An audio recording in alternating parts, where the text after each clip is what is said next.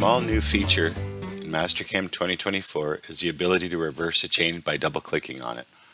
So in this example, the part's been roughed. We're just going to do a 2D contour, and I'm going to purposely select one of these chains backwards.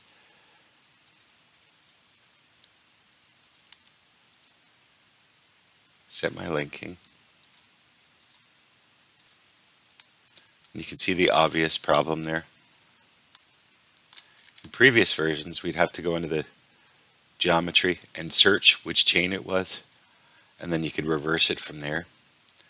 In this version of Mastercam 2024, you can actually just double click on the arrows and say OK to that, and it'll fix the toolpath or reverse the chain for you. So again, you can go into the geometry and double click on any of these to flip them. And that's a small but useful change for 2024.